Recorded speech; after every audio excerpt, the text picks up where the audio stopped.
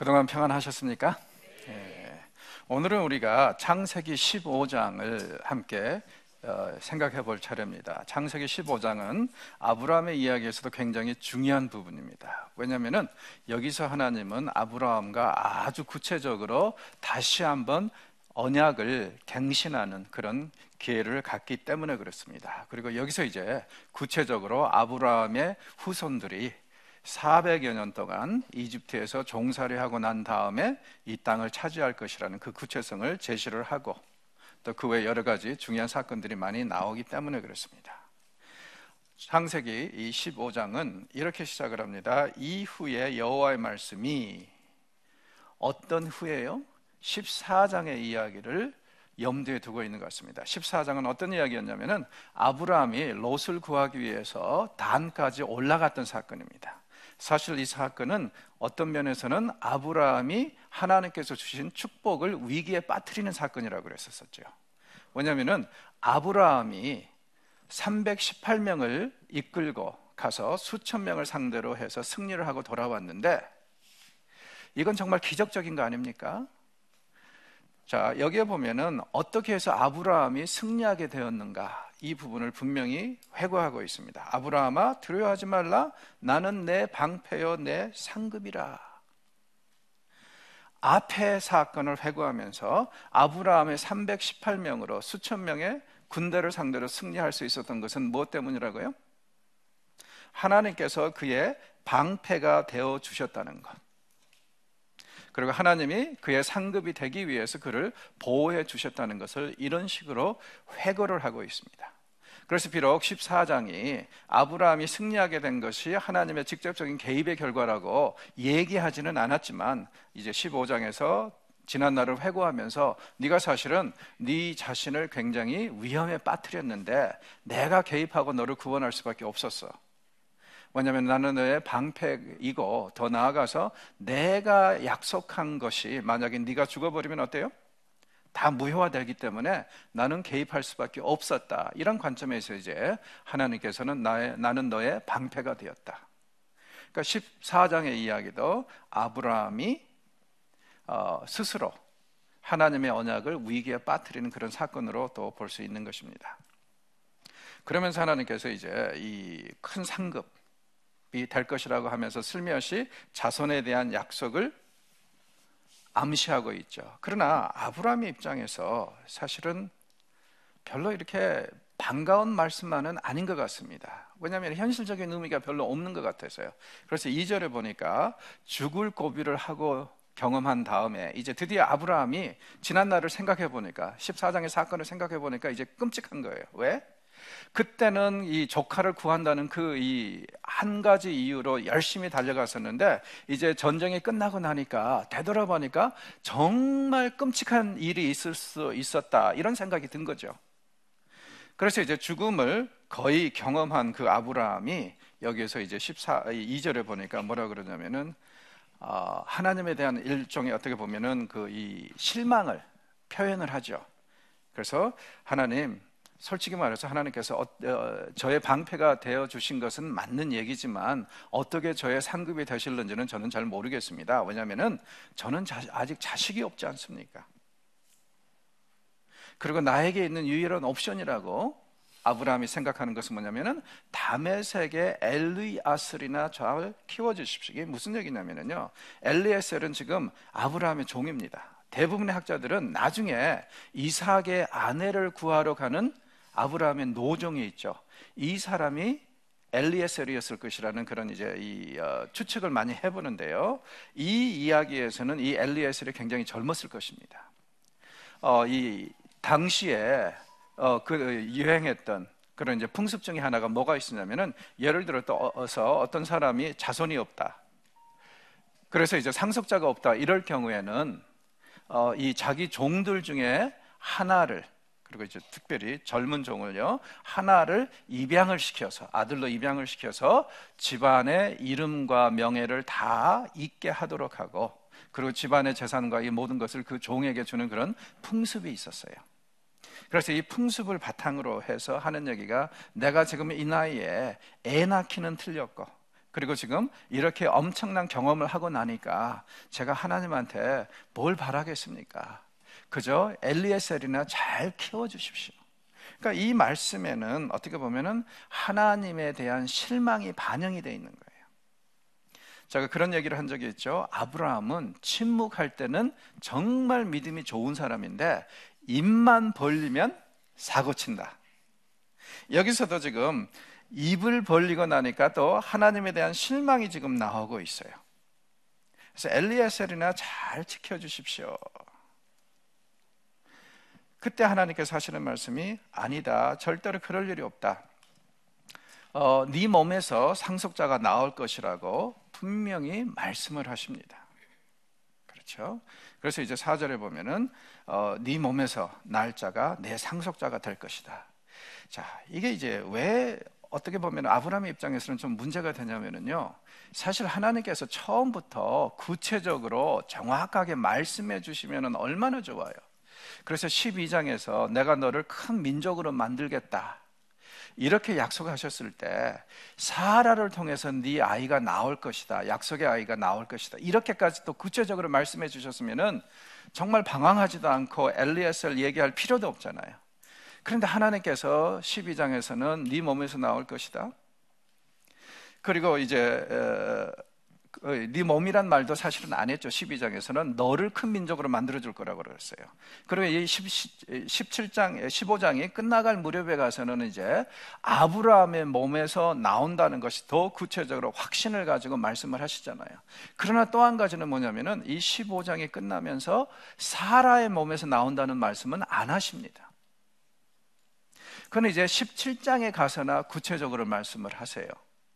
그러니까는 하나님이 말씀을 주셔도 계시를 주셔도요, 부분적으로 찔끔찔끔 주신단 말이에요.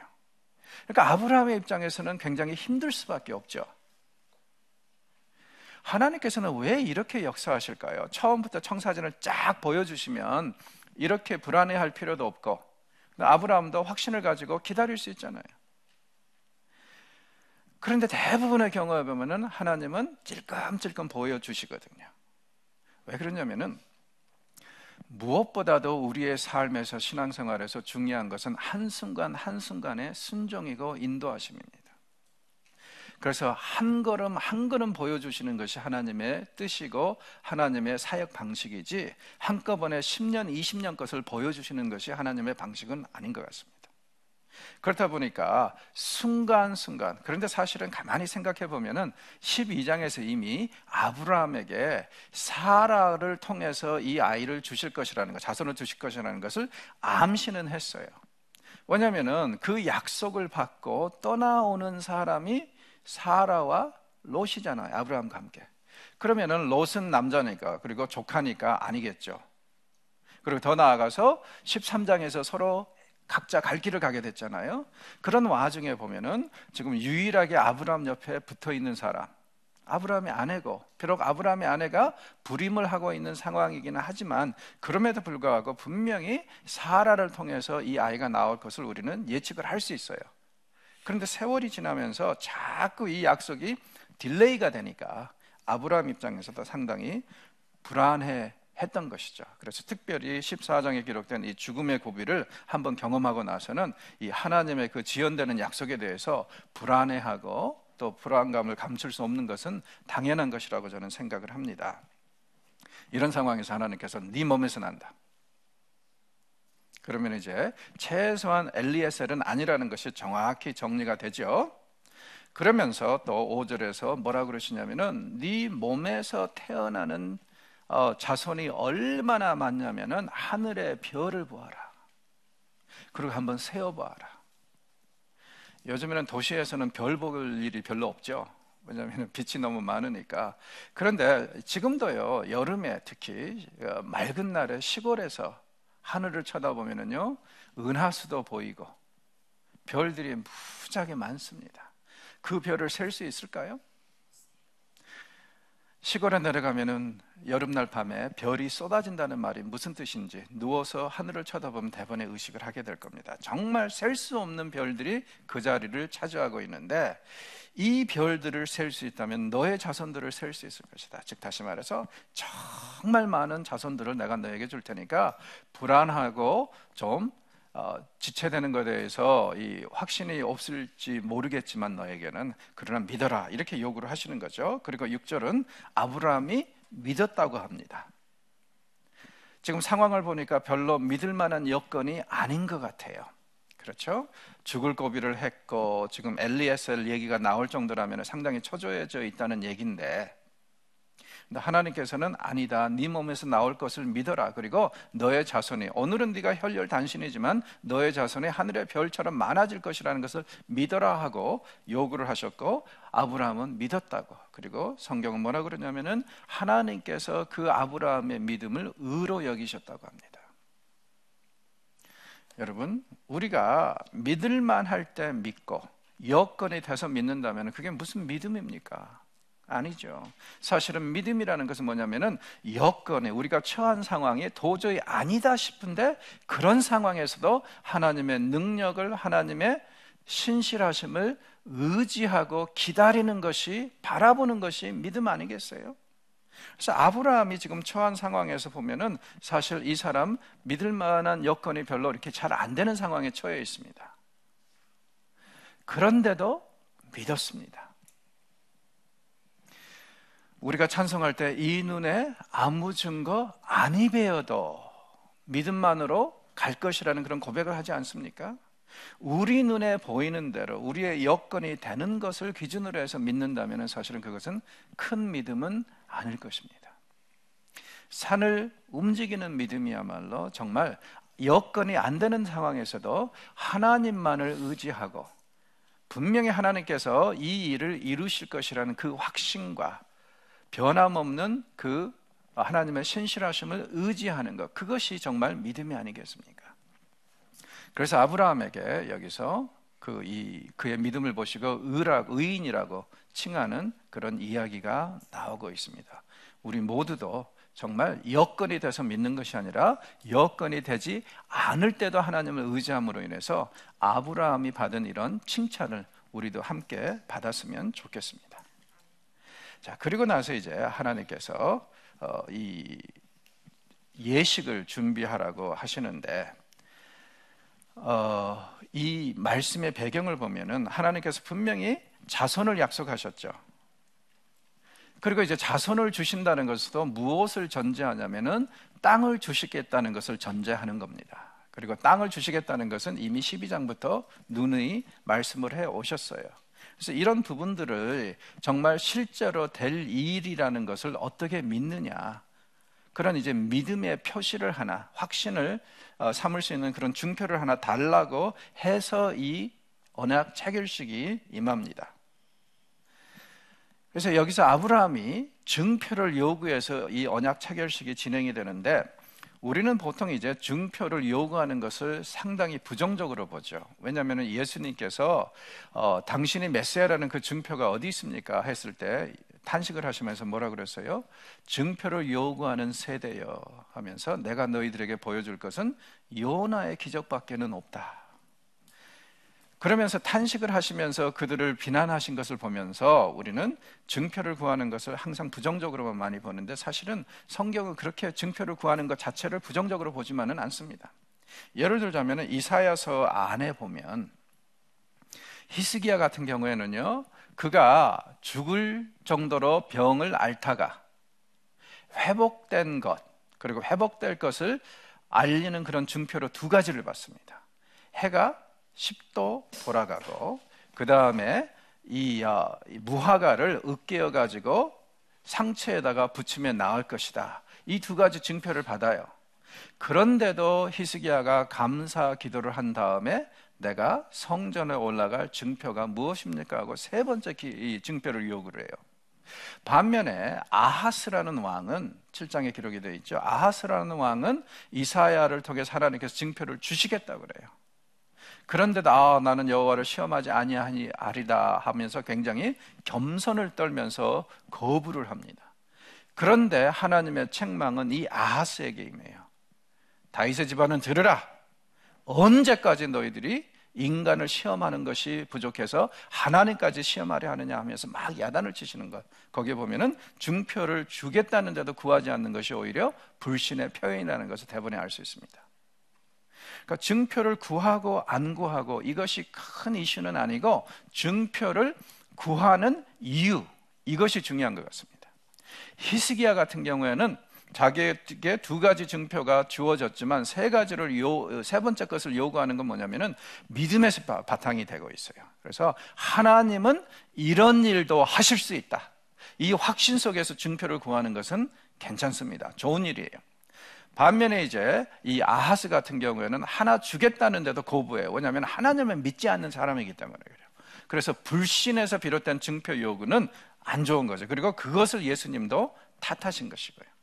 아브라함도 여기서 지금 바로 앞에 믿었다고 그러죠. 믿은 것을 또 하나님께서 의라고 인정하셨습니다. 그런 상황에서 증표를 요구하는 것은 아마 이런 바람이겠죠. 내가 신앙이 연약해서 하나님, 종종 딴 생각을 할 때가 있고 종종 불안해할 때가 있는데 그때마다 하나님께서 이 일을 꼭 이루실 것이라는 그 어떤 확신을 나에게 가져다주는 그런 사건을 하나, 일을 하나, 현상을 하나 저에게 주십시오.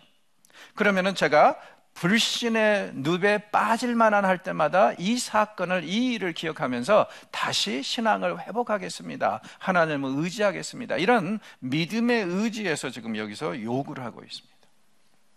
그러니까 이럴 경우에는 괜찮은 겁니다. 그래서 여러분들도요, 신앙생활을 하면서 종종 이정표가 필요하고 증표가 필요합니다. 그래서 불신에서 비롯된 증표는 문제가 되지만 믿음 안에서 하나님, 이것을 볼 때마다 제가 위로로 삼고 격려로 삼겠습니다. 그러니 나와 연관된 어떤 하나의 증표를 주십시오 하면서 이렇게 구하는 것은 괜찮습니다. 그런 것은 구하셔도 돼요. 자, 이렇게 이제 증표를 요구하니까 하나님께서 말씀하시기를 뭐냐면은, 그러면은 3년 된 이 짐승들 다 데려다가 어떻게 하라고요? 쪼개서 두 줄로 나열하라고 그럽니다.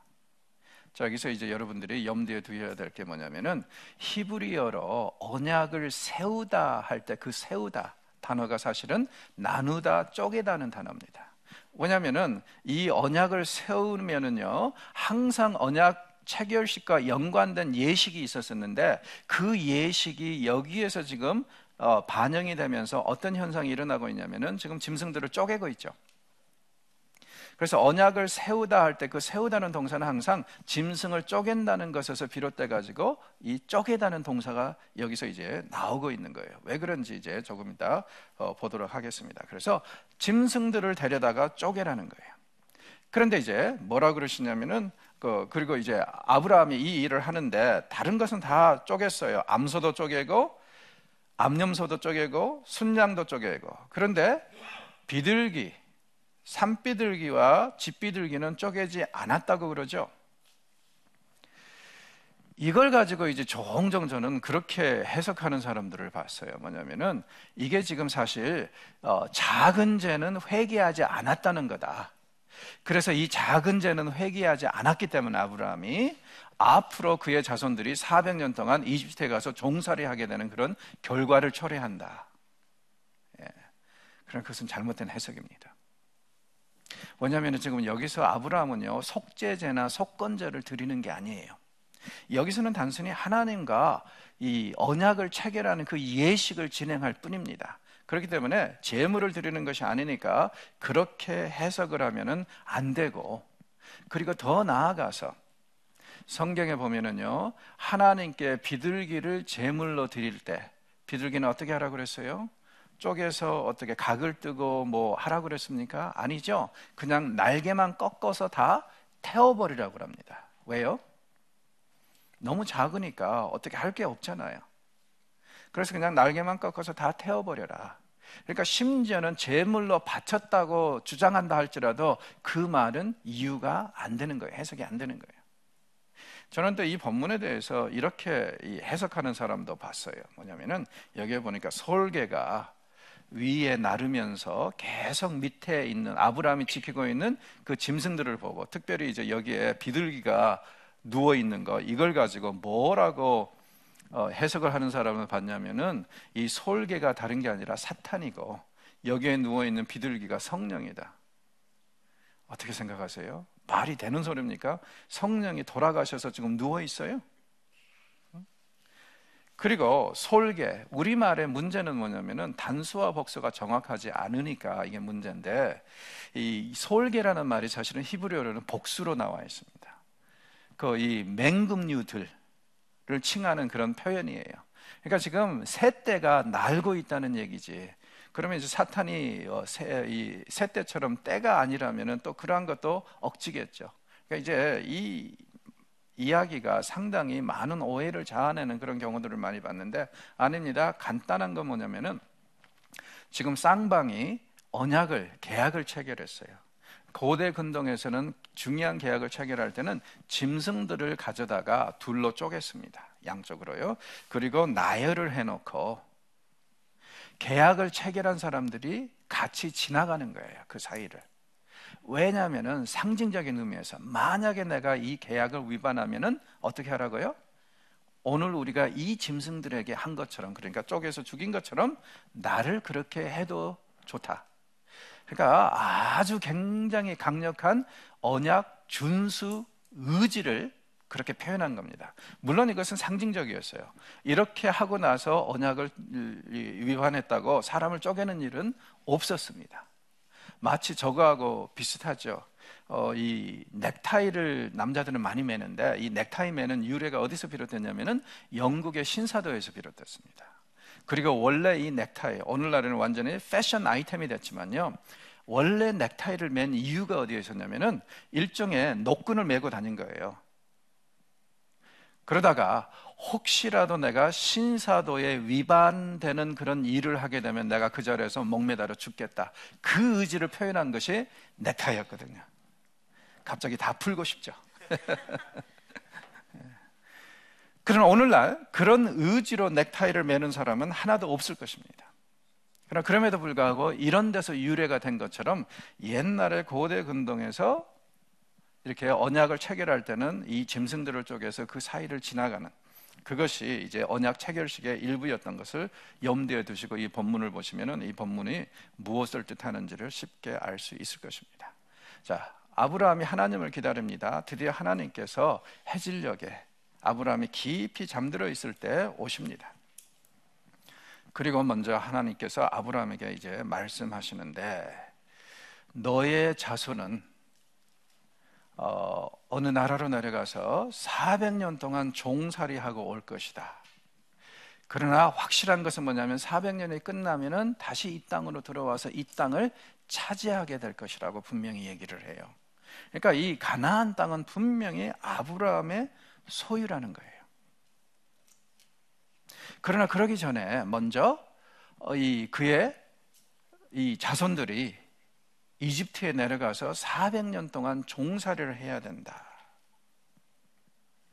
그렇다면 한번 생각해 보십시오. 비록 하나님께서 이 언약의 약속 그리고 축복을 아브라함에게 주시기는 하지만 아브라함이 이 축복이 이루어지는 것을 평생 경험할 겁니까? 경험하지 못할 겁니까?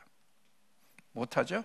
이 사람은 이 언약을, 이 내용을 약속으로만 받고 죽어야 합니다. 그리고 아예 노골적으로 하나님께서 말씀하시잖아요. 15절을 보니까 너는 그 일이 일어나기 전에 죽어서 조상들과 함께 묻힐 것이다. 여러분, 하나님께서 주시는 약속 혹은 비전은 이런 겁니다. 하나님은 분명히 당신의 명예를 걸고 이거 한 가지는 약속하십니다. 분명히 이루어질 것이다. 그러나 그게 언제 이루어질 것인가에 대해서는요, 하나님은 절대로 꼭 우리 시대에 이루어질 것이라는 것을 보장하시는 분은 아닙니다. 그렇다면 우리의 몫은 역시 하나님께서 주신 비전이나 약속을 우리들의 삶에서 죽는 순간까지 품다가 다음 세대에게 넘겨주는 것이지 꼭 그것을 우리 시대에 실현하려고 노력하는 것은 또 별개 문제인 것 같아요. 왜냐하면 하나님의 때가 이르지 않았는데 우리가 그것을 이루려고 노력하다 보면 사고가 납니다. 정확히 그것이 다음 장에 기록되어 있는 이스마엘 탄생 이야기입니다. 그러니까 하나님께서 우리에게 비전을 주셨다면, 약속을 주셨다면 그 약속이 적절한 때에 이루어질 것이라는 그 믿음을 가지고 기다려야 합니다. 그리고 만약에 그 약속이 우리의 시대에 이루어지지 않더라도 걱정하지 마십시오. 분명히 다음 세대라도 그 다음 세대라도 하나님은 꼭 그 약속을 이루어 주실 것이기 때문에 그렇습니다. 자, 그리고 이제 13절은 또 무슨 말씀을 하냐면은 네 자손이 이방 땅에서 객이 돼서 고생을 많이 하다가 어떻게 될 거라고요? 많은 보물을 가지고 나올 것이다. 고생을 많이 하는 것에 대한 보상은 꼭 있을 것이라는 거예요. 그리고 이것이 이제 모세 시대에 그대로 이루어지죠. 10번째 재앙이 임한 다음에 이스라엘 사람들은 이집트 사람들로부터 금부치 같은 것을 많이 얻어서 나오지 않습니까? 그 말씀을, 그 사건을, 6월절 사건을 염두에 두고 여기서 그런 말씀을 하고 있어요. 그 다음에 이제 16절을 보십시오. 왜 아브라함과 그의 자손에게 이 땅을 주시기는 주시는데 왜 지금은 안 되는지 분명히 그 이유를 말씀하고 계세요. 왜 그렇다고요? 아모리 사람들, 가나안 사람들의 죄가 아직 차지 않았기 때문이다, 이렇게 말씀을 하십니다. 자, 그러면은 여호수아, 모세 시대 때 가나안 정복이 시작됐을 때는 드디어 가나안 사람들의 죄가 다 찼다는 얘기겠죠. 그렇죠? 그래서 여기서는 지금 아직 그것이 이루어지지 않았다, 그렇게 이제 말씀을 하고 있는 거 분명히 우리가 생각을 하고 넘어가야 될 것 같아요. 그러니까 하나님은요, 절대로 뭐 누구에게 선물을 주기 위해서, 상을 주기 위해서 억울한 사람들을 짓밟고 그들에게서 빼앗거나 이러시는 분이 아니라 모든 사람에게 공평한 기회를 주신다는 거예요. 그래서 그들이 정말 타락해서 드디어 심판의 때가 이르렀을 때 비로소 그들이 가지고 있는 것을 빼앗아서 다른 사람에게 축복으로 주시기도 하지, 그냥 맹목적으로 누구를 축복하기 위해서 남의 것을 빼앗아 주시는 분, 그런 분은 아니라는 것을 분명히 얘기를 하고 있습니다.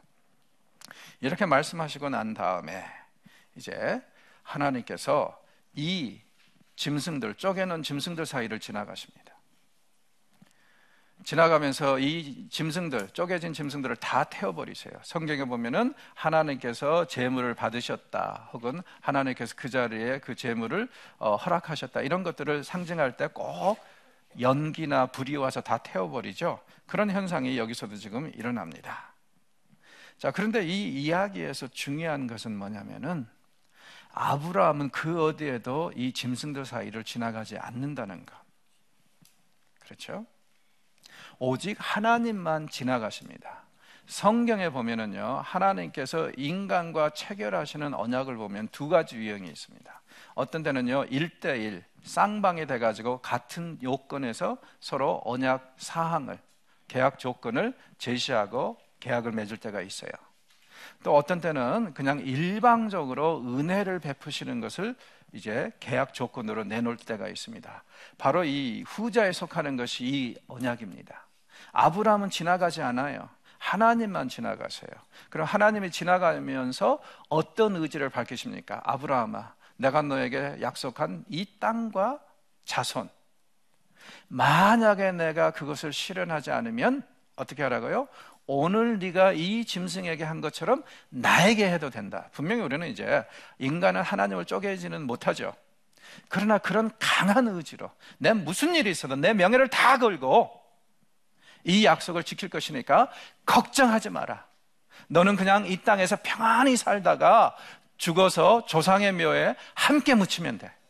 내가 이 400년 후에 너의 자손의 시대 때 이 약속을 분명히 지킬 거니까 걱정하지 마. 만약에 내가 그 약속을 지키지 않는다면 나는 하나님이 아니야 하고 당신의 모든 명예를 걸고 있는 그런 상황입니다. 여러분, 하나님께서 우리에게 약속을 주실 때는 하나하나가 이런 강력한 하나님의 의지를 바탕으로 우리에게 주십니다. 그렇기 때문에 우리는 하나님의 그 약속이 이루어질 것을 믿을 수 있는 거예요.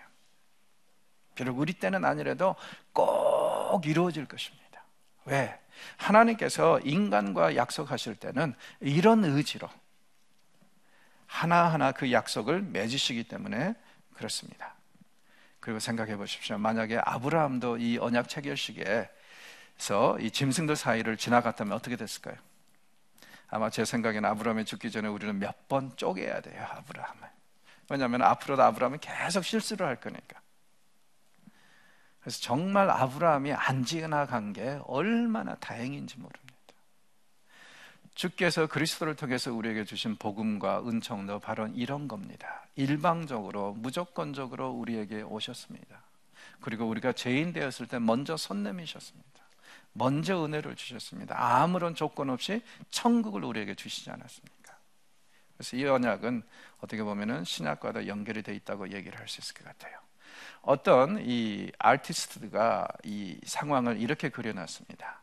하나님께서 아브라함을 데리고 나가셔서 여기에 보면은 지금 짐승들이 쪼개져 있죠? 그래서 피가 흥건한데 잘 보시면 양쪽에 짐승들이 쪼개져 있는 모습이 보일 겁니다. 그 사이에 서서 하늘을 바라보면서 하나님께서 아브라함에 보여주시는데 큰 민족도 보여주시고 그 다음에 또 여기 보니까 십자가까지 보여줬다고 그러죠. 예, 제가 볼 때는 이거 굉장히 잘 표현한 겁니다. 왜냐하면 아브라함과의 약속 안에는 사실 앞으로 점점 발전이 되고 더 구체적으로 세부 사항들이 드러나는 걸 보면은 메시아의 고난까지 다 들어가 있다고 저는 생각을 하기 때문에. 왜냐면은요, 구약의 언약은 이 하나하나 독립개체이기도 하지만 동시에 서로 유기적으로 연결이 되어 있기도 하거든요. 그래서 총체적으로 볼 때 당연히 맞는 말입니다. 그리고 이 짐승들이 양쪽에 지금 쪼개져 있는 거, 여기서 비롯된 것이 뭐라고요? 언약을 세우다 할 때 세우다는 동사가 쪼갠다는 뜻이라고 그랬죠. 왜냐하면 중요한 언약을 세울 때는 꼭 짐승을 이런 식으로 둘로 쪼개가지고 양쪽에 세워놓고 그 사이를 지나갔기 때문에 그렇습니다. 자, 아브라함에게 하나님께서 땅을 약속을 하시는데 어느 정도의 땅을 약속하시는지 한번 보시죠. 먼저 요단강 동편의 땅은 하나님께서 약속하신 그 땅의 일부가 아닙니다. 이 15장에서 하나님께서 약속하시는 뭐라 그래요? 이집트의 강에서부터 18절에 보니까 어디까지요? 유프라테스까지. 그리고 요단강 서편을 말씀을 하고 계십니다. 그래서 이 하나님께서 약속하시는 거, 어떤 사람들은 이집트의 강을 어디까지 보냐면은 이 나일강까지 보는데 그건 아닌 것 같고요. 브엘세바 근처에 있는 셋강인 것 같습니다. 거기서부터 이제 북쪽에 큰 유프라테스 강까지 그 사이에, 그리고 요단강 서편을 약속하셨습니다. 이스라엘이 이 땅을 나중에 다 차지했나요? 아닙니다. 여호수아가 차지한 땅을 한번 봐보시죠. 내용을 보면은요, 먼저 첫째, 요단강 동편은 사실은 아브라함에게 약속된 땅이 아니라 그랬었죠. 그런데 이스라엘이 이 땅을 차지하게 된 게 어떤 동기에서였죠? 모세 시대 때 모세가 이 지역을 지나가서 약속의 땅으로 들어가려고 그러는데 옥과 시온 왕이 나와가지고 괜히 싸움을 걸었죠. 그래서 모세 입장에서는 안 싸울 수가 없어요. 왜냐하면 지금 그들이 이스라엘을 죽이겠다고 나왔으니까. 그들을 쳐부시고 하다 보니까 그들이 지배하던 땅을 갖게 된 게 이 땅입니다. 요단강 동편. 모세가 사실은 이 땅을 어떻게 처리할까 고민했어요. 그런 와중에 동쪽에 정착하게 되는 두 지파 반이 모세를 찾아옵니다. 그래가지고 하는 얘기가, 우리는 요단강을 건너지 않고 여기서 정착할 테니까 이 땅을 우리에게 나눠주시오. 그 얘기를 듣고 모세가 막 화를 내죠. 왜냐하면 약속의 땅은 요단강 서편이거든요. 그런데 이 사람들이 동편에 정착하면서 여기에 살겠다고 나온 거예요. 그래서 막 야단을 치니까 이 사람들이 다시 돌아가가지고 서로 합의를 하고 다시 카운터 오퍼가 오죠. 하는 얘기가 뭐였어요?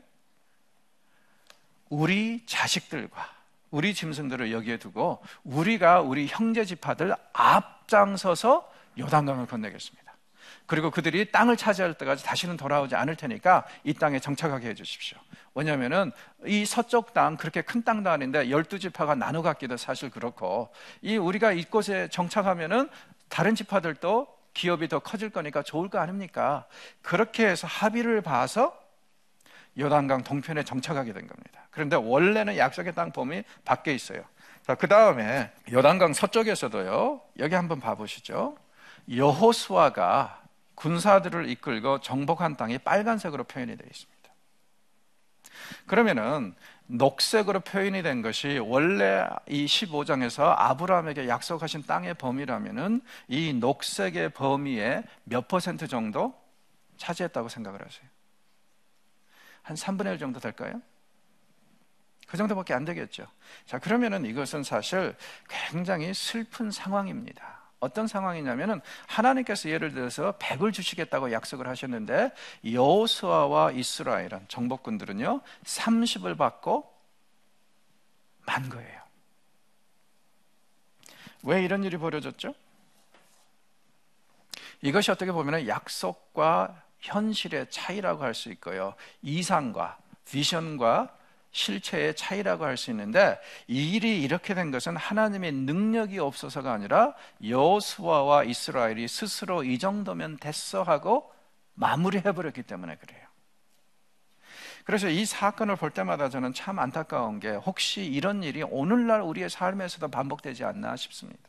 하나님께서 큰 것을 계획하고 계시는데 혹시 우리가 조그만 것을 받고 이 정도면 됐어, 이러지는 않나 참 두렵습니다. 결국에는요, 이스라엘은 굉장히 작은 땅을 가지고 만족하는데, 이들이 얼마나 작은 땅을 갖게 되냐면은 이 다윗과 솔로몬 시대에 이스라엘의 땅이 제일 크죠. 그때 땅이 우리는 보통 어느 정도로 계산하냐면 한 2만 제곱킬로미터 정도 된 걸로요. 2만 제곱킬로미터면 어느 정도냐면요, 지금 남한이, 대한민국이 10만 제곱킬로미터 정도 되거든요. 그러니까 남한의 5분의 1 수준. 더 구체적으로 얘기를 하면 경상남도와 북도를 합해 놓은 정도의 땅이 이스라엘 땅입니다. 다윗과 솔로몬이 누렸던 제일 큰 땅이었어요. 나중에 분열 왕국이 돼버렸을 때는 그나마 더 많이 잃어가지고 훨씬 더 작아집니다. 근데 사실 생각해 보니까 어때요? 최소한 한 7, 8만 제곱킬로미터는 될 수 있었는데 스스로 이렇게 안주하고 있는 거, 이걸 보면서 참 안타까운 마음을 금할 수가 없습니다.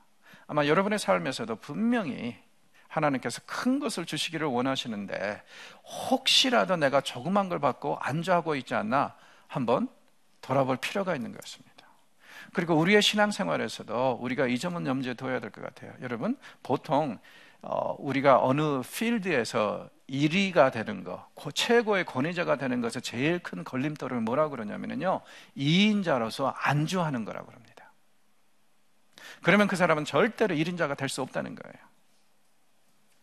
이 정도면 됐어, 이렇게 되면 그 사람은 절대로 최고가 될 수가 없습니다.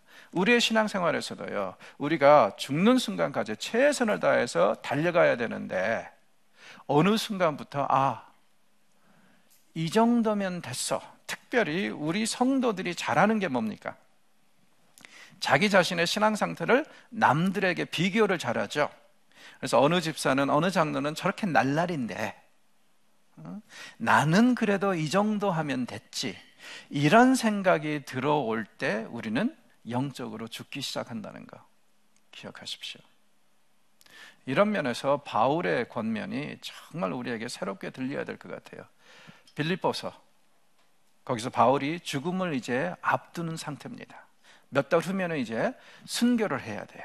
그는 평생을 그리스도를 위해서 달려오면서 몇 번이나 죽을 고비를 한 사람입니다. 이 정도 왔으면 그러면은 이 사람이 이제 앞으로 몇 달 남은 인생에서 누려야 되는 거 아니에요? 그리고 좀 느긋하게 살아야 되는 거 아닙니까? 그런데 빌립보에서 뭐라 그럽니까? 내게 한 가지 소망이 있는데, 한 가지 끝내지 못한 열정이 있는데 뭐라고요?